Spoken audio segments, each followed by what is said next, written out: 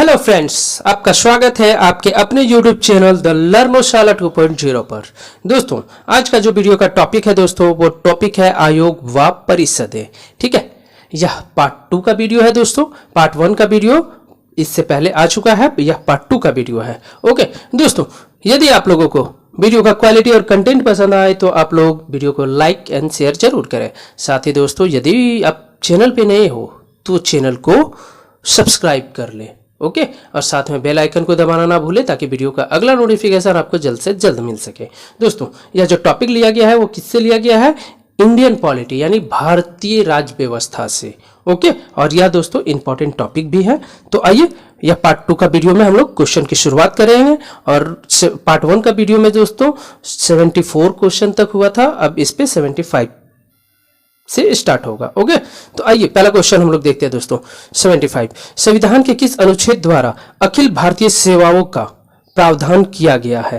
ठीक है, अखिल भारतीय सेवाओं का प्रावधान किया गया है। तो इसका जो राइट आंसर होगा दोस्तों, इसका राइट आंसर हो जाएगा ऑप्शन डी। ठीक है, अनुच्छेद 312। ओके, चलिए क्वेश्चन नंबर 76 पे आते हैं। संविधान के किस अनुच्छेद द्वारा लोक सेवाओं को संरक्षण प्रदान किया गया है? तो इसका जो राइट आंसर है दोस्तों, इसका राइट आंसर हो जाएगा ऑप्शन बी। ठीक है, अनुच्छेद 311। क्वेश्चन नंबर 77 आते हैं। अखिल भारतीय सेवाओं का सृजन कौन कर सकता है? तो इसका जो राइट आंसर है दोस्तों, इसका राइट आंसर हो जाएगा ऑप्शन सी। ठीक है, ऑप्शन सी, 2/3 बहुमत से राज्यसभा। ओके, चलिए क्वेश्चन नंबर 78 पे आते हैं। संविधान के किस अनुच्छेद के अंतर्गत राज्यसभा नई अखिल भारतीय प्रशासनिक सेवाओं की रचना प्रस्तावित कर सकती है? तो इसका जो राइट आंसर है दोस्तों, इसका राइट आंसर हो जाएगा ऑप्शन सी। ठीक है, ऑप्शन सी में क्या है? अनुच्छेद 312। ओके, चलिए क्वेश्चन नंबर 79 पे आते हैं। क्या भारत में संयुक्त राज्य अमेरिका की भांति लोक सेवाओं का विभाजन है?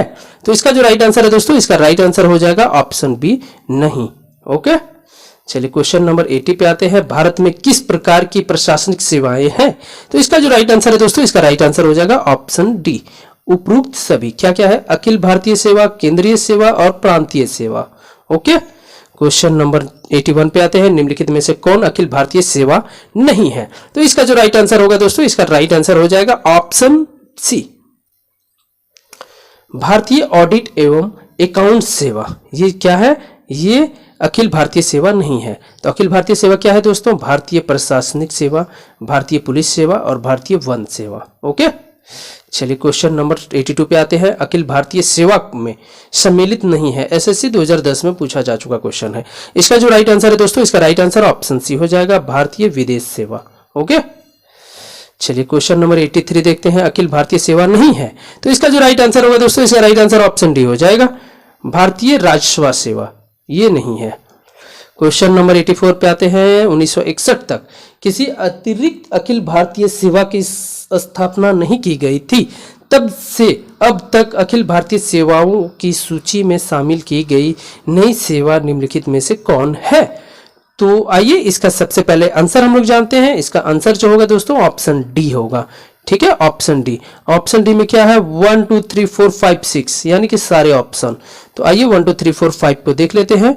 क्या क्या है दोस्तों? भारतीय इंजीनियरिंग सेवा, भारतीय वन सेवा, भारतीय आयुर्विज्ञान सेवा, भारतीय आर्थिक सेवा, भारतीय सांख्यिकी सेवा और भारतीय न्यायिक सेवा। ठीक है, चलिए क्वेश्चन नंबर 85 पे आते हैं। भारतीय लोक प्रशासन संस्था की स्थापना कब हुई? तो इसका जो राइट आंसर है दोस्तों, इसका राइट आंसर हो जाएगा ऑप्शन बी, मार्च 1954 में। ओके, चलिए क्वेश्चन नंबर 86 पे आती है। भारतीय पुलिस सेवा का प्रशिक्षण कहां होता है?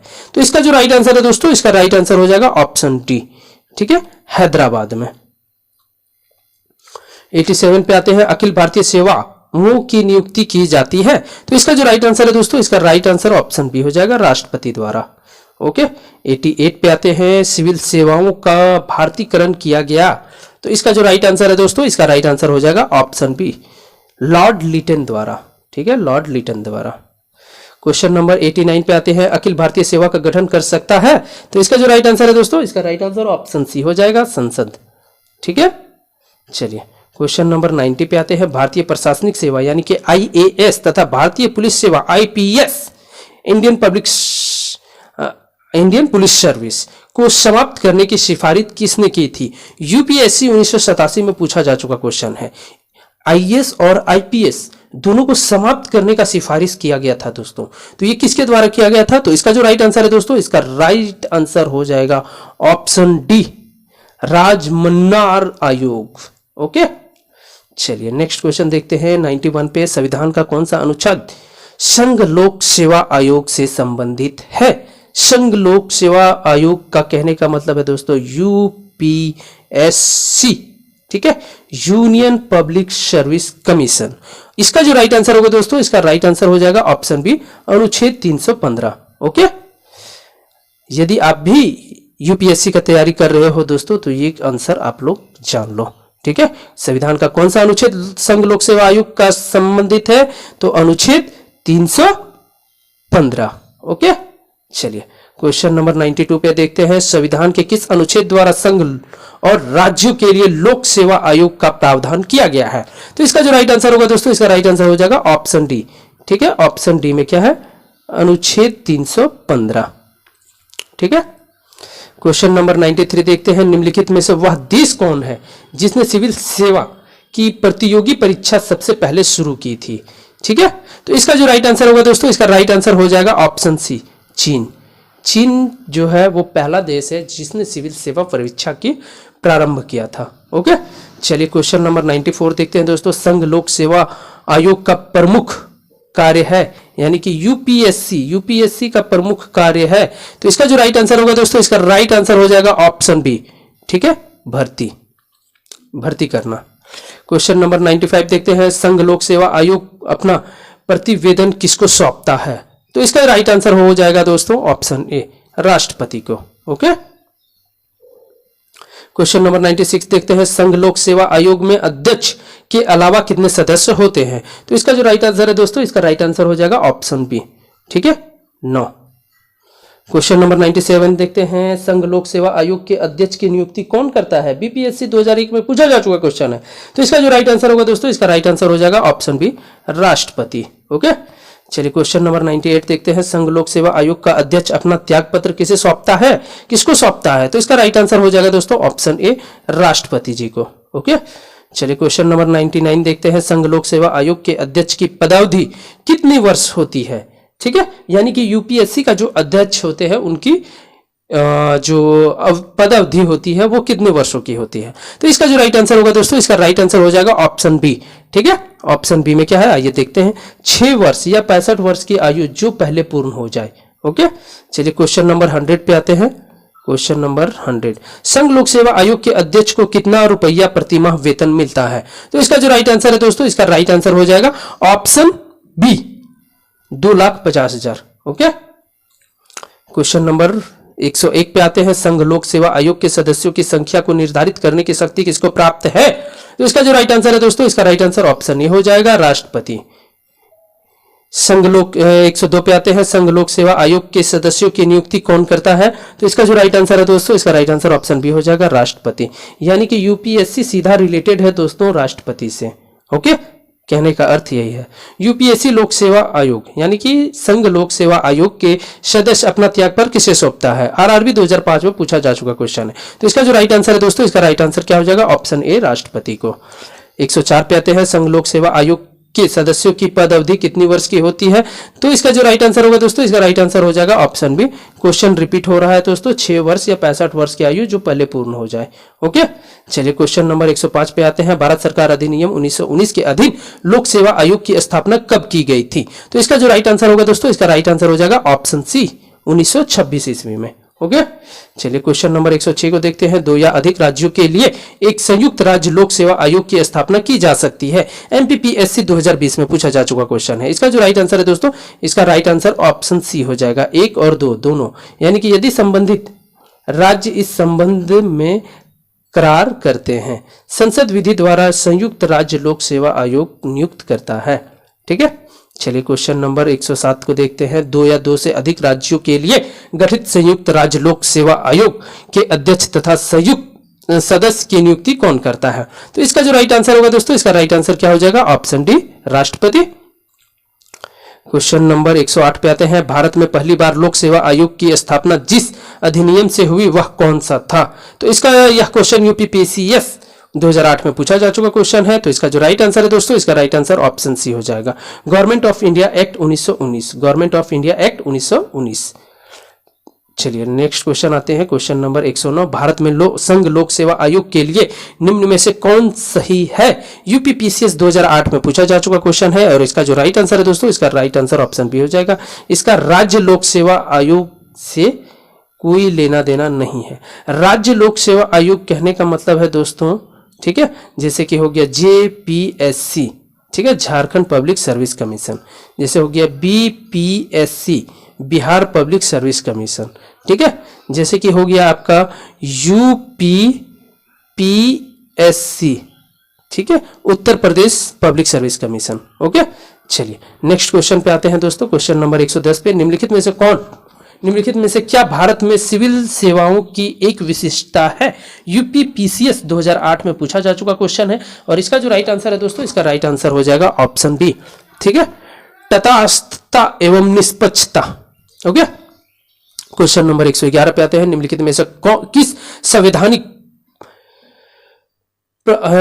पदाधिकारी को उनके पद से पदयुक्त करने के लिए महाभियोग की प्रक्रिया का पालन आवश्यक है? ठीक है, एसएससी 2015 में पूछा जा चुका क्वेश्चन है। इसका जो राइट आंसर होगा दोस्तों, इसका राइट आंसर हो जाएगा ऑप्शन सी, संघ लोक सेवा आयोग का अध्यक्ष। ओके, चलिए क्वेश्चन नंबर 112 देखते हैं। भारतीय संविधान में सिविल सेवाओं की कौन सी 3 श्रेणियां का प्रावधान किया गया है? तो एसएससी 2015 में पूछा जा चुका क्वेश्चन है। इसका जो राइट आंसर है दोस्तों, इसका राइट आंसर क्या हो जाएगा? ऑप्शन डी, ठीक है। ऑप्शन डी में क्या है दोस्तों, देख लेते हैं। अखिल भारतीय केंद्र एवं राज्य सेवाएं, ठीक है, अखिल भारतीय केंद्र एवं राज्य सेवाएं। चलिए क्वेश्चन नंबर 113 देखते हैं। संयुक्त राज्य लोक सेवा आयोग के अध्यक्ष तथा सदस्यों की पद अवधि होती है? तो इसका जो राइट आंसर है दोस्तों, इसका राइट आंसर क्या हो जाएगा? ऑप्शन सी, ठीक है, 6 वर्ष या 62 वर्ष की आयु जो पहले पूर्ण हो। चलिए नेक्स्ट क्वेश्चन हम लोग देखते हैं। Question number 114। संयुक्त राज्य लोक सेवा आयोग के अध्यक्ष तथा सदस्य अपना त्याग पर किसे सौंपता है? तो इसका जो राइट आंसर होगा दोस्तों, इसका राइट आंसर ऑप्शन ए हो जाएगा, राष्ट्रपति को। ओके, चलिए क्वेश्चन नंबर 115 पे आते हैं। संयुक्त राज्य लोक सेवा आयोग के अध्यक्ष तथा सदस्यों की साबित कदाचार एवं असमर्थता के आधार पर कौन पद मुक्त कर सकता है? तो इसका जो राइट आंसर होगा दोस्तों, इसका राइट आंसर ऑप्शन ए हो जाएगा, राष्ट्रपति। ओके, चलिए क्वेश्चन नंबर 116 पे आते हैं। संविधान के अनुसार लोक सेवा आयोग के कृत्य सरकार के लिए है? इसका जो राइट आंसर होगा दोस्तों, इसका राइट आंसर ऑप्शन ए हो जाएगा, सलाहकारी। ओके, सलाहकारी। क्वेश्चन नंबर 117 पे आते हैं। राज्य लोक सेवा आयोग की सदस्यों की नियुक्ति किसके द्वारा की जाती है? तो इसका जो राइट आंसर होगा दोस्तों, इसका राइट आंसर हो जाएगा ऑप्शन बी, ठीक है, राज्यपाल के द्वारा। क्वेश्चन नंबर 118 पे आते हैं। राज्य लोक सेवा आयोग के अध्यक्ष की नियुक्ति कौन करता है? तो इसका जो राइट आंसर होगा दोस्तों, इसका राइट आंसर हो जाएगा ऑप्शन डी, ठीक है, राज्यपाल। यानी कि दोस्तों कहने का अर्थ है कि केंद्र में अगर संघ लोक सेवा आयोग यानी कि यूपीएससी का अगर चयन होता है तो वो मतलब अध्यक्ष का नियुक्ति या फिर त्याग पत्र वो राष्ट्रपति के अधीन होगा, ठीक है, राष्ट्रपति के अधीन होगा, ठीक है। और अगर राज्य का बात करेगा दोस्तों तो राज्यपाल होगा। ओके, ये आपका की है जो कि आपको एग्जाम में याद रखने के, एग्जाम में आंसर टिक करने के लिए ये अच्छा की है। ओके, चलिए 119 देखते हैं। राज्य लोक सेवा आयोग के अध्यक्ष तथा सदस्य अपना त्यागपत्र किसे देता है? राज्य बोल रहा है दोस्तों, तो इसका राइट आंसर आप लोग जल्दी से कमेंट करो। तो इसका राइट आंसर क्या हो जाएगा दोस्तों?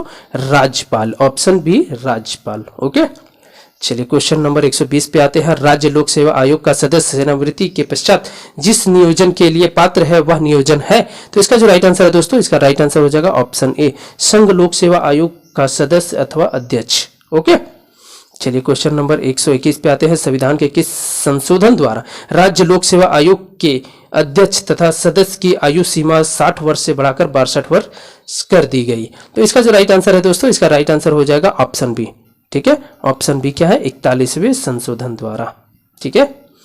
क्वेश्चन नंबर 122 पे आते हैं, राज्य लोक सेवा आयोग के अध्यक्ष तथा सदस्यों की पद अवधि होती है। तो इसका जो राइट आंसर है दोस्तों, इसका राइट आंसर क्या हो जाएगा? ऑप्शन बी, 6 वर्ष या 62 वर्ष की आयु जो पहले पूर्ण हो।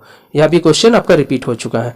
चलिए 123 पे आते हैं, राज्य लोक सेवा आयोग के अध्यक्ष तथा सदस्यों के साबित कदाचार तथा असमर्थता के आधार पर कौन पद मुक्त कर सकता है? तो इसका जो राइट आंसर होगा दोस्तों, इसका राइट आंसर क्या हो जाएगा? ऑप्शन ए, राष्ट्रपति। ओके, चलिए नेक्स्ट क्वेश्चन पे आते हैं। क्वेश्चन नंबर 124, राज्य लोक सेवा आयोग के अध्यक्ष तथा सदस्य को निलंबित करने की शक्ति किसे है? तो इसका जो राइट आंसर होगा दोस्तों, इसका राइट आंसर क्या हो जाएगा? ऑप्शन बी, राज्य का बात कर रहा है दोस्तों, तो क्या होगा? राज्यपाल।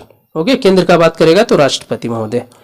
चलिए 125 में देखते हैं, द्वितीय प्रशासनिक सुधार आयोग 2005 ईस्वी किसके संबंधित था? सीडीएस 2016 में पूछा जा चुका क्वेश्चन है। तो इसका जो राइट आंसर है दोस्तों, इसका राइट आंसर हो जाएगा ऑप्शन ए, उत्तम शासन के लिए संस्थानिक व्यवस्था में सुधार। ओके, चलिए 126 देखते हैं, द्वितीय प्रशासनिक सुधार आयोग ने किन विषयों पर रिपोर्ट तैयार की? सीएपीएफ 2015 में पूछा जा चुका क्वेश्चन है। तो इसका जो राइट आंसर है दोस्तों, इसका राइट आंसर आइए देखते हैं हम लोग, पहले ऑप्शन डी होगा। ठीक है, 1 2 3। तो आइए 1 2 3 में देखते हैं क्या क्या दिया हुआ है। 1 2 3 है, 1 2 3 क्या है? शासन में आधारित नीति, ठीक है, स्थानीय शासन या आतंकवाद का सामना करना। ओके, चलिए क्वेश्चन नंबर 127 को देखते हैं, भारत में केंद्रीय सतर्कता आयोग की स्थापना निम्नलिखित में से किसकी सिफारिश पर की गई थी? यूपीपीसीएस 2015 में पूछा जा चुका क्वेश्चन है। इसका जो राइट आंसर होगा दोस्तों, इसका राइट आंसर ऑप्शन डी हो जाएगा। ठीक है, संथानम समिति। क्वेश्चन नंबर 128 पे आते हैं, निम्नलिखित में से किस एक ने लोकपाल के पद के सृजन की संस्तुति की? ठीक है, यह यूपीपीसीएस 2015 में पूछा जा चुका क्वेश्चन है दोस्तों। इसका जो राइट आंसर होगा, इसका राइट आंसर क्या हो जाएगा दोस्तों? ऑप्शन सी, प्रशासनिक सुधार आयोग। ओके, क्वेश्चन नंबर 129 पे आते हैं, राष्ट्रीय मानव अधिकार आयोग के अध्यक्ष और अन्य सदस्यों की नियुक्ति के लिए सिफारिशें करने वाली समिति कौन सदस्य नहीं है? ठीक है, एमपीपीएससी 2019 में पूछा जा चुका क्वेश्चन है। और इसका जो राइट आंसर है दोस्तों, इसका राइट आंसर हो जाएगा ऑप्शन डी। ऑप्शन डी में क्या है? राज्यसभा का सभापति। ओके, ये सदस्य नहीं होते।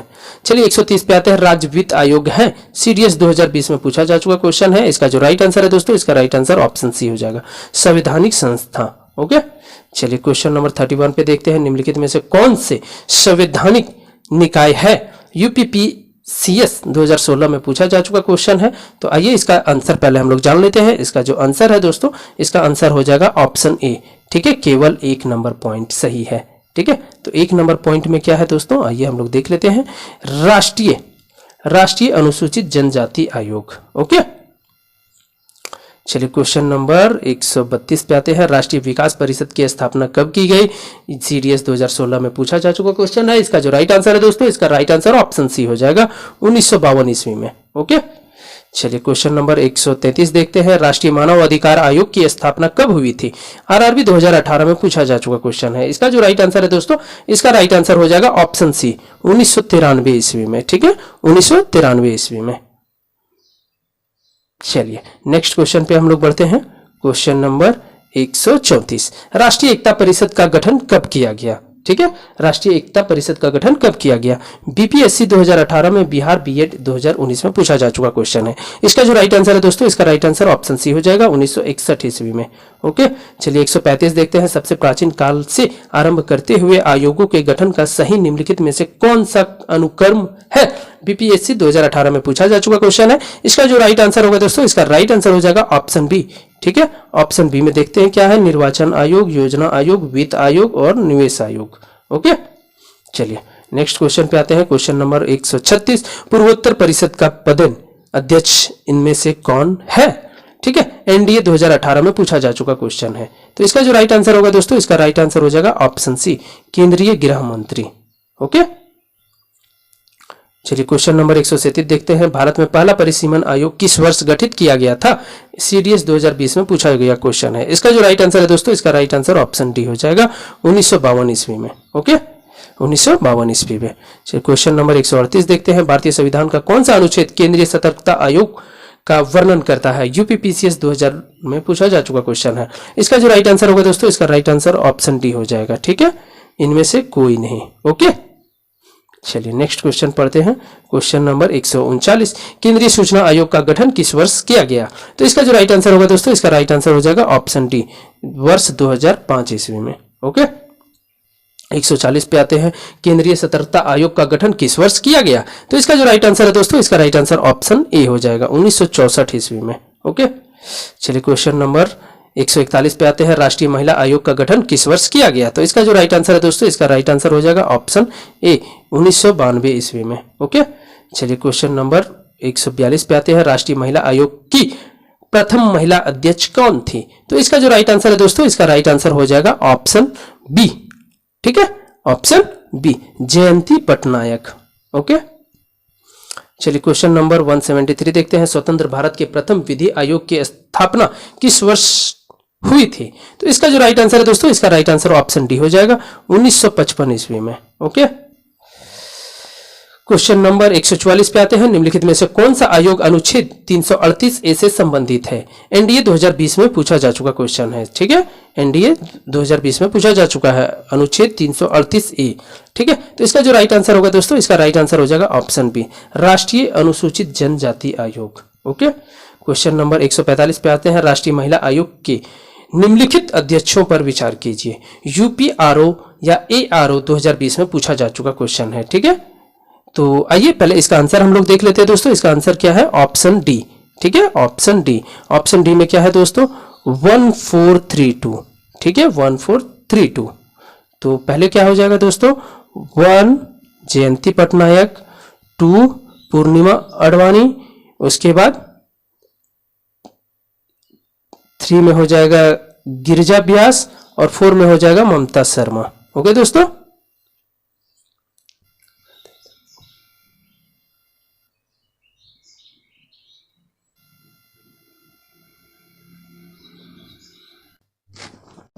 चलिए नेक्स्ट क्वेश्चन हम लोग बढ़ते हैं। 146 नंबर, निम्नलिखित में से कौन सही सम्मिलित नहीं है? संस्थाएं और स्थापना। ठीक है, यह क्वेश्चन आपका देखिए यूपी पीसीएस 2020 में पूछा जा चुका क्वेश्चन है।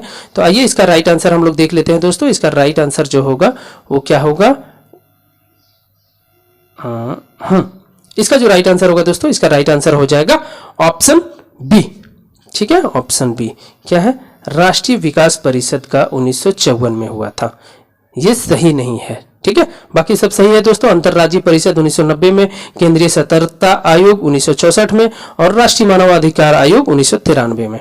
ठीक है, चलिए क्वेश्चन नंबर 147 देखते हैं, निम्नलिखित में से कौन सा भारत का संवैधानिक आयोग नहीं है? एनडीए 2022 में पूछा जा चुका क्वेश्चन है। ठीक है, एनडीए 2022 में। तो इसका जो राइट आंसर है दोस्तों, इसका राइट आंसर ऑप्शन डी हो जाएगा, राष्ट्रीय महिला आयोग। ओके, चलिए आज का प्रश्न हम लोग देखते हैं दोस्तों। आज का प्रश्न, ठीक है, आज का प्रश्न है दोस्तों, संघ लोक सेवा आयोग के सदस्य अपना त्यागपत्र किसे सौंपते हैं? यानी कि यूपीएससी। ओके, यूपीएससी का जो अध्यक्ष सदस्य होते हैं वो अपना त्यागपत्र किसे सौंपते हैं? यह क्वेश्चन आरआरबी 2005 में पूछा जा चुका क्वेश्चन है दोस्तों। तो ऑप्शन ए राष्ट्रपति, ऑप्शन बी लोकसभा अध्यक्ष, ऑप्शन सी प्रधानमंत्री, ऑप्शन डी सर्वोच्च न्यायालय के मुख्य न्यायाधीश। दोस्तों इसका आंसर आप लोगों को कमेंट बॉक्स में कमेंट करके देना है। और दोस्तों यदि वीडियो का क्वालिटी और कंटेंट पसंद आ रहा हो तो चैनल द लर्नोशाला